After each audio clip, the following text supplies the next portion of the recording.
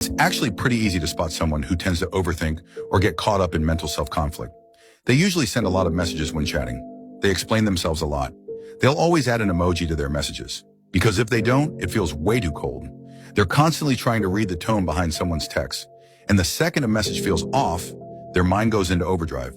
They start playing out 100 different scenarios in their head, even replaying past conversations, trying to figure out if they said or did something wrong. People who overthink like this tend to be really self-reflective, sometimes to the point of being overly critical of themselves. They set high standards for themselves. They're scared of disappointing others or being misunderstood. For example, in a totally normal conversation, if the other person replies a little slower than usual, they start worrying, did I say something wrong? Should I explain myself better? Even a simple "oh" or from the other person can send them into a spiral of self-doubt, wondering, are they annoyed? Did I do something to upset them? They just really want to be liked and accepted. So in social situations, they tend to walk on eggshells. Sometimes they even fall into people-pleasing behavior, not expressing their own needs or emotions directly, but instead just going along with others, even making excuses in their head for why someone's being cold or distant. Like they could be feeling super down, but still tell themselves, he's probably just really busy, or he's in a bad mood today. It's not about me. One big thing about people who mentally exhaust themselves like this, they have a really hard time saying no. They're afraid that saying no might ruin the relationship, so they end up sacrificing their own time and energy just to avoid the chance of not being liked. At the root of this people-pleasing is often a shaky sense of self-worth. Deep down, they feel like they have to please others in order to prove they matter.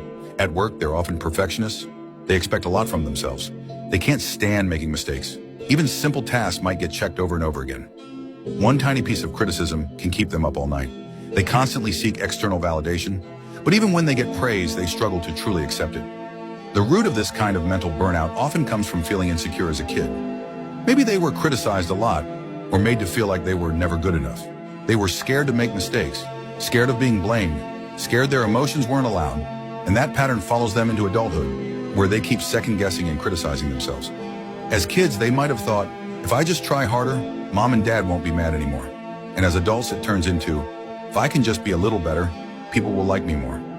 So how do you reduce this kind of mental overthinking? First, stop expecting so much from yourself. Allow yourself to make mistakes. Allow yourself to be imperfect. Nobody on this planet is liked by everyone. Ask yourself, is this really such a big deal? If someone else did this, would I be as harsh on them as I am on myself? Second, learn to separate facts from what your brain's imagining. A lot of our mental stress comes from assuming the worst, when the reality is probably way more chill. Like if a friend doesn't text back right away, you might think, they're ignoring me. But in reality, maybe they're just busy, or they saw the message and forgot to reply. So next time your thoughts start spiraling, try to look for actual evidence instead of getting lost in your feelings. Third, work on letting go of people-pleasing. Learn to say what you need. Not every relationship is worth holding on to, and not every relationship needs you to bend over backwards. The ones that matter, the healthy ones, let you be yourself, without you constantly guessing what the other person is thinking. People who struggle with this kind of mental burnout are usually super sensitive and kind. But don't let your kindness turn into a burden that drains you.